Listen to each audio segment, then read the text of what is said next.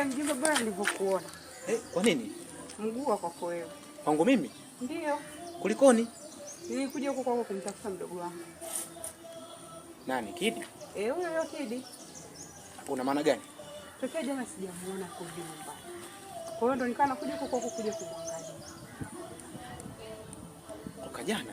Ndio. Mpaka leo hii? Ndio. Mbona shida kuelewa? Yaani Kidi alirudi nyumbani toka jana? Hajarudi nyumbani toka jana mpaka ninapokuambia muda huu.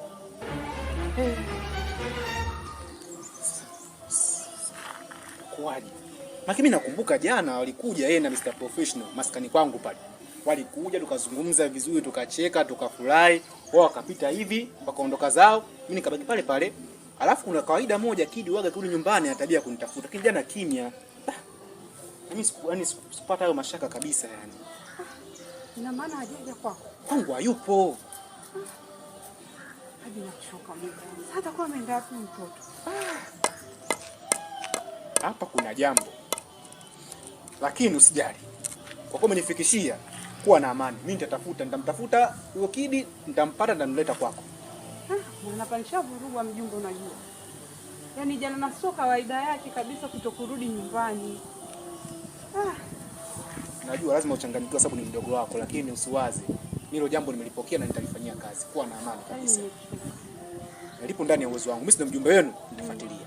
Hebu mjumbe nisaidie kumtafuta. Maana sio kawaida yake kwenda kwa watu wengine, labda nikamwangalia kwa marafiki zake. Lakini sio rahisi mimi tumwangalie mjumbe, hebu nao tupate taarifa. Upo sahihi. Nimeenda kamwangalia sehemu nyingine kwanza. Mimi namtafuta. Weka mtafuta huko, mimi ndio kumtafuta nitajua mimi. Hebu mtafute sehemu zingine kwa marafiki zake wengine. Sawa mjumbe, basi tutawasiliana. Namba yako nao nitakupigia. Hamna shida mjumbe, unipigie basi na mimi kama nitapata taarifa zote nitakupigia. Sawa. Haya mjumbe, mimi nirudi tu nyumbani. Sawa.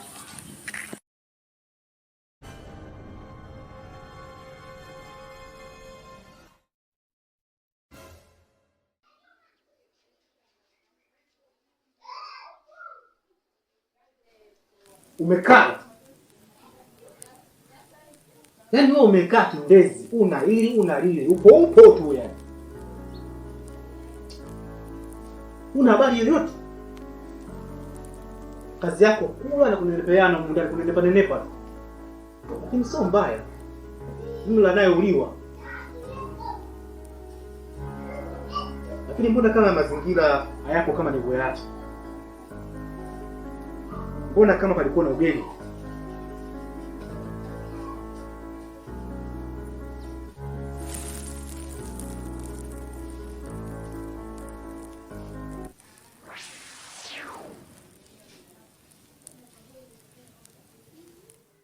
Nishakurudisha kwako. Lakini binadamu ni waoga sana. Hapana. Haiwezekani. Na amewezaje? Wakati ulinzi niliimarisha huko ndani.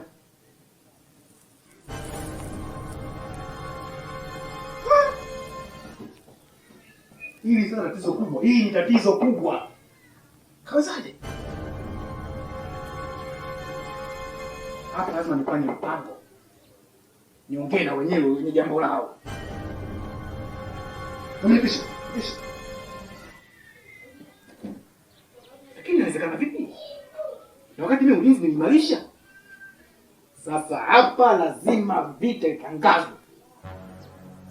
Hapa ni mbaya ubwela. Kwani yeye haogopa? La nasuma. Yule tutamuonesha. Wewe uchomoke kwenye hili.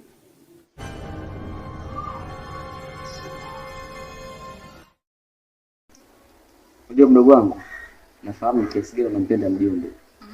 Sasa hivi upendo wa bure sasa hivi hamna. Sasa hivi vitendo. Natakiwa tumpelekee yule jogoo mkubwa. Si unaelewa mdogo wangu? Fanyie surprise. Kitu kama hivyo mjumbe lazima aone kwamba kumbe mtu anasamini kiasi hichi. Kweli? Vitu fanye hivyo au la? Tumpelekee yule mbuzi. Mbuzi? Mbuzi mwenyewe mbona yupo mmoja sasa? Najua sawa mmoja lakini si unataka kumpata mjumbe? Ndio. Basi hebu tufanye huo mchakato chapo.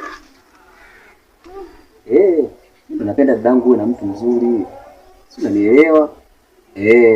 Kwa sababu najua wewe ndo malengo yako wewe. Hebu tufanye mchakato finish. Sawa kaka, ndio maana mimi nakupenda kaka. Zoezi hilo lifanyike chapu. Sawa kaka. Acha kwanza mimi nikampimize ile jogoo. Si unaelewa mdogo wangu? Kaka naona haraka. Mapema sana. Shughuli inatakiwa ivaliwe njuga. Unanielewa mdogo wangu? Mimi nifanyie ile chapu.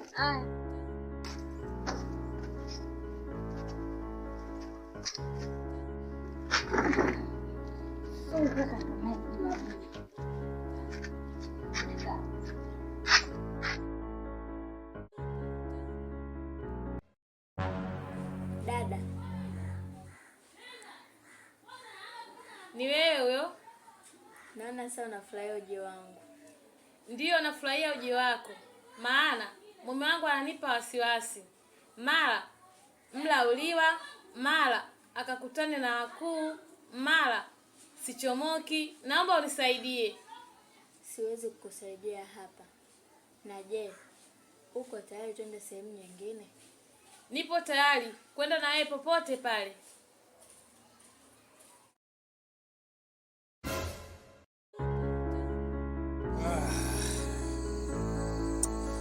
Kidi atakuwa amekutwa na nini?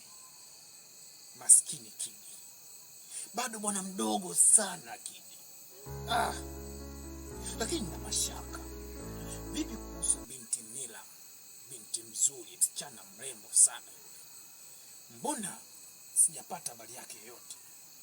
Sasa lazima nitumie mamlaka yangu kumlazimisha popote alipo, aidha mashariki, magharibi, kaskazini, hata kusini, pande zote 4 za dunia, huyo Nila nitumie nguvu zangu kumleta hapa. Nina maswali ya kumuuliza. Sasa wewe nitumie nguvu za ziada.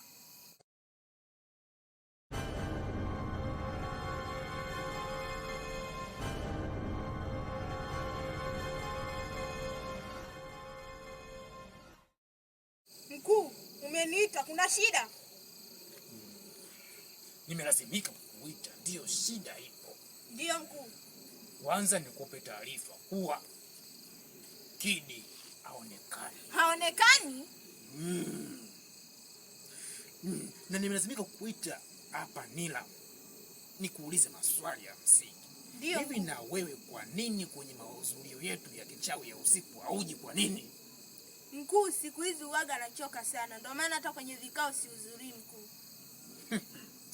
Unajibu kirahisi sana. Kirahisi mno.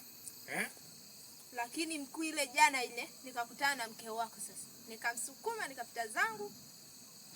Hiko ndicho ambacho unafurahia, kutumia nguvu zako vibaya kama hivyo. Jambo ambalo kwa lina msingi wote. Lakini naomba nikwambie pointi ya msingi. Nisingependa kukupoteza. Kuwa makini, sawa? Ndiyo mkuu. Lakini mkuu, vipi kuhusu jibu langu? Mbona nilikwambia nakupenda?